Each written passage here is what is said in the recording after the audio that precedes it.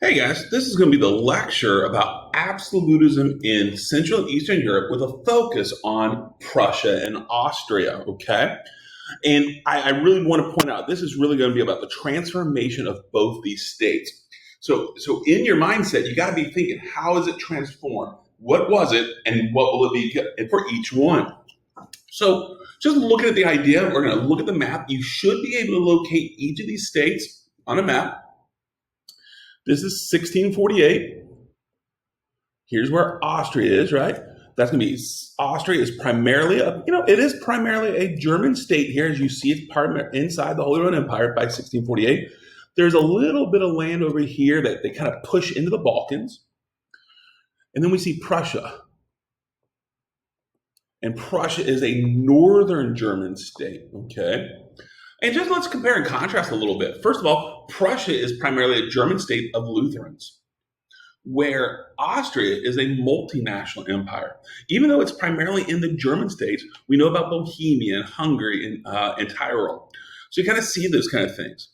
I do want to point out that this area here has a lot of shifting borders, right? Central Europe have not really, those new monarchies that we saw with like France, Spain, and England.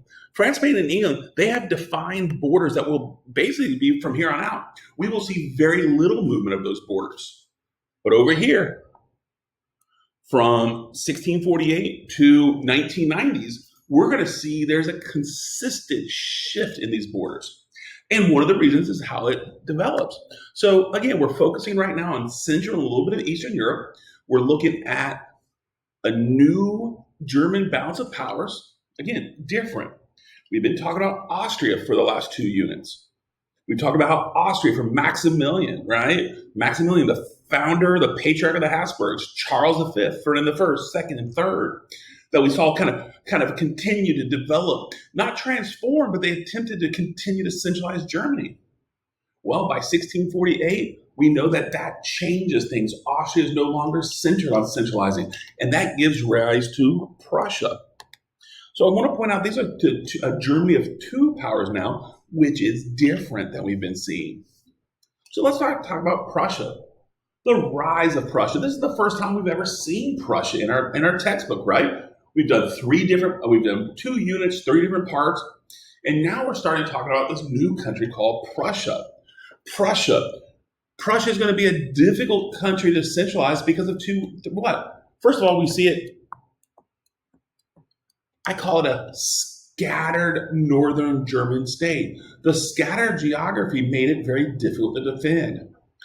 Think about it. If the seat of power is here, this would be considered a power vacuum. So geographically, with the division of the Hohenzollern Empire, the Prussia will be a kind of difficult to centralize. And the second thing is the Junkers. Prussian Junkers are the Prussian nobles who want to decentralize. So Junkers, Prussian nobles. Junkers, Prussian nobles who historically want to do what? Decentralize. So that's kind of where we see it. This is the beginning, right? This is what Prussia is in the 1640s. Well, Frederick William the Great Elector from 1640 to 1688, he is going to transform Prussia into a highly centralized militaristic state.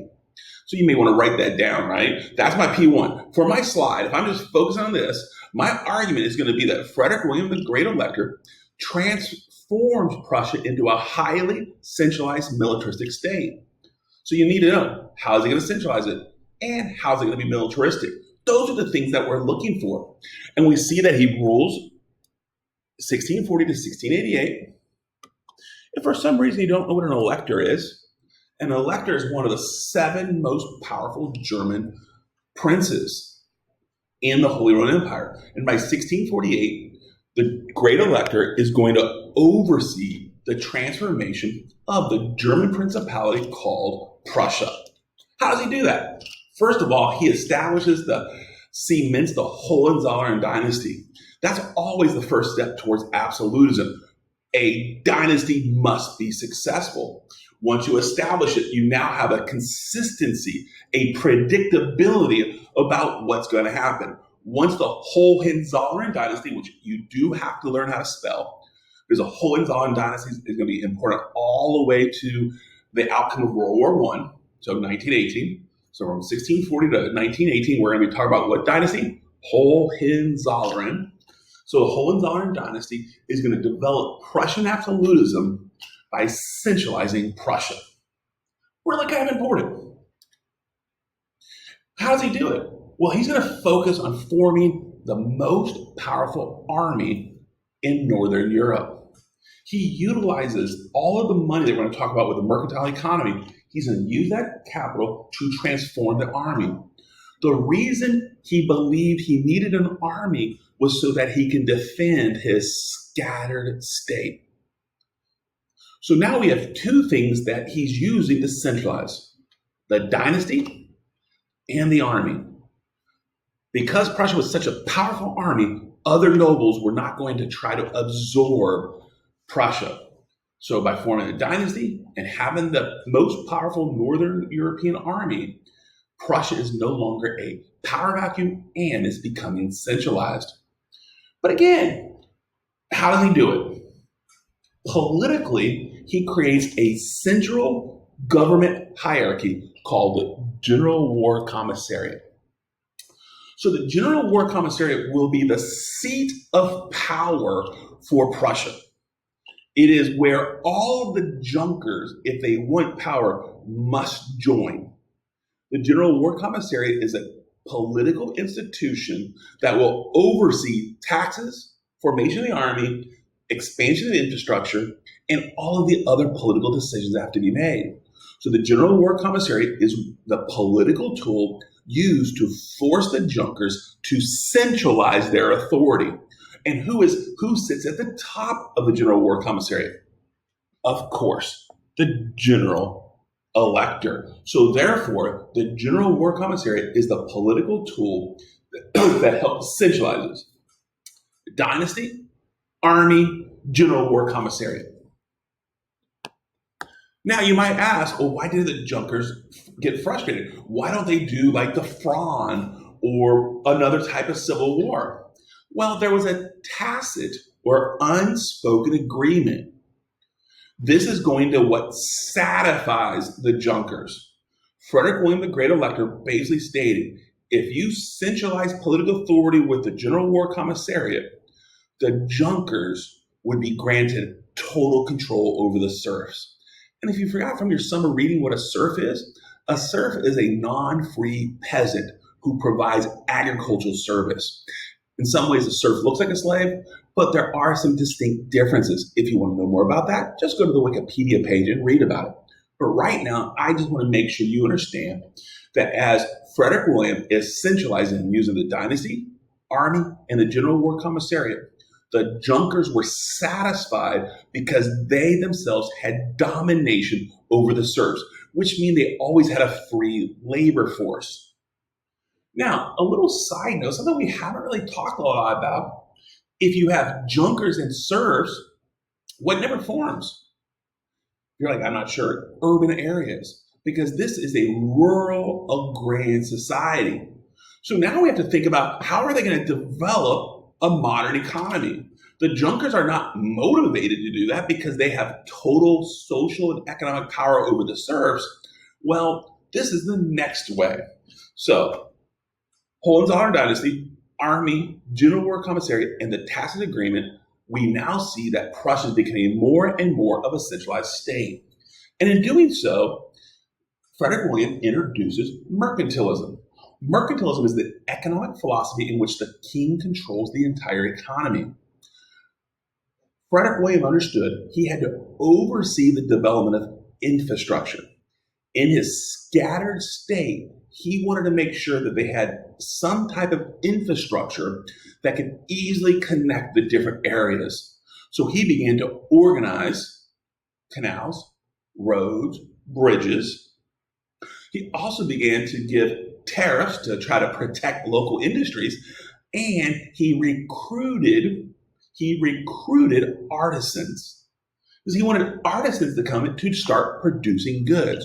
So mercantilism is used to economically centralize Prussia.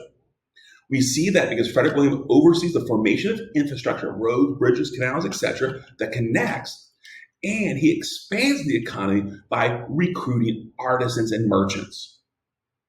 Because remember, the serfs aren't moving to the city, so he's going to have to go out and recruit. And how does he do this?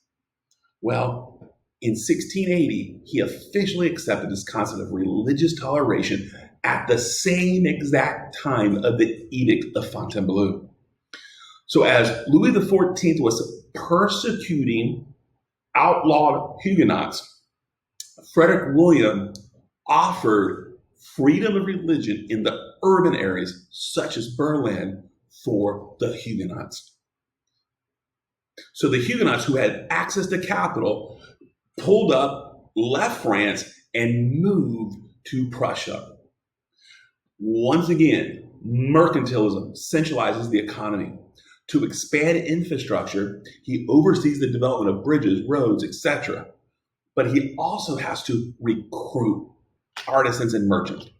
How does he do that? He introduces religious toleration so religious minorities such as the Huguenots can have a safe place to worship freely and bring money.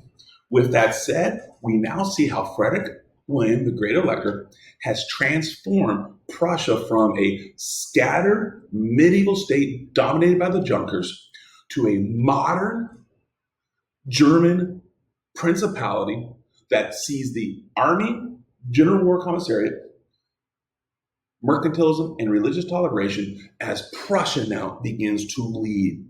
It becomes more and more centralized, becomes more and more expansive.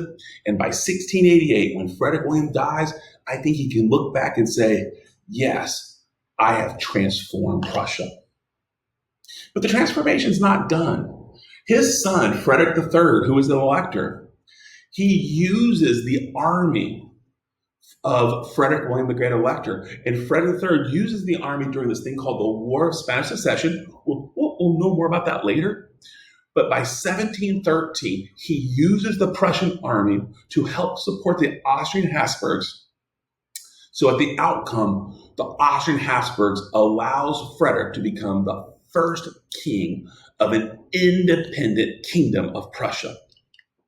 So as Frederick takes on the Roman numeral 1, that's the only one, forget about the 3, as Frederick I becomes the first Prussian king of the Kingdom of Prussia, we begin to see that the transformation is complete. What starts with Frederick William the Great Elector is completed with his son, Frederick I. We see the transformation of a scattered, decentralized state into a powerful Northern German kingdom. I hope that makes sense to you guys. Now, Austria, on the other hand, is going to have an identity crisis. In 1648, everything it strove for failed. With the Peace of Westphalia, what do we know? The Habsburgs attempted the last 200 years to centralize Germany. That failed. Treaty of Westphalia crushed, dashed their hopes. So at this moment, either Austria is going to crumble or change. And I would argue, and again, I'm the historian, so you definitely want to follow my lead here. I'm going to argue that Austria, in its identity crisis, became transformed under Leopold I. Leopold I is going to transform Austria into a Central European empire. He's going to go from a German mentality to a Balkan empire. And how's he going to do that? He's going to do that by a eastward movement. From 1658 to 1705, we're going to see Leopold I oversee an expansive change. He is going to organize his powerful Austrian army to invade the Ottoman Empire. Now, before we get there, the Austro-Ottoman conflict. So we already know historically, all the way to the German Reformation in the 1500s, we know about Suleiman the Magnificent, who got all the way to Vienna. Well, they paused, but going into the 17th century, at the outcome of the 30 Years' War, the new sultan of the Ottoman Empire decided the time is right, and he again attacks. The Ottomans attempted a second crusade into Austria, if you will. They get all the way in 1683. They are on the precipice of defeating Austria. Vienna, they're sieging Vienna, and we see this is a chaotic painting of that. So in 1683, the Ottoman Empire is on the verge of conquering Vienna. If Vienna is conquered, it would be argued that Austria would disappear. Once they lose their capital, the Habsburgs would then lose power. And yet, Leopold I, in a romantic moment in 1683, organized a multinational Catholic force that defeated the Ottomans. The Ottomans had become overextended. Now, if they win Vienna, they're able to accumulate resources. But because they lose Vienna, they've used up so many resources that this multinational Catholic force, led by Leopold, will begin not only to defeat the Ottomans at Vienna, they're going to be able to do an offensive. And from 1683 to 1699, that backlash occurs. Leopold I goes in and invades and gains victory over Hungary. And in 1699, Leopold I signs the Treaty of Karlowitz with the Ottomans that grants the Austrians all of Hungary and Transylvania. It is a large land grab, and I'll show you a map in a second. But what we want to point out is that under Leopold I, he's able to reorganize the army, gain a victory at Vienna, and then push into the Balkan Peninsula with it. Leopold successfully transformed Austria from a German state into a Balkan empire. So let's look at this. This is 1713. This is the land that he's going to gain. This is the Treaty of Karlowitz. So the Treaty of Karlowitz in 1699, what I just circled, on the Balkan Peninsula, he gains a significant piece of land with Hungary and Transylvania. Transforms Austria into this Balkan Peninsula, right? Well, we're also going to see, even after his death, the continued transformation occurs. At the end of 1713, we're going to see that Austria is then going to absorb the Spanish Netherlands, Italy.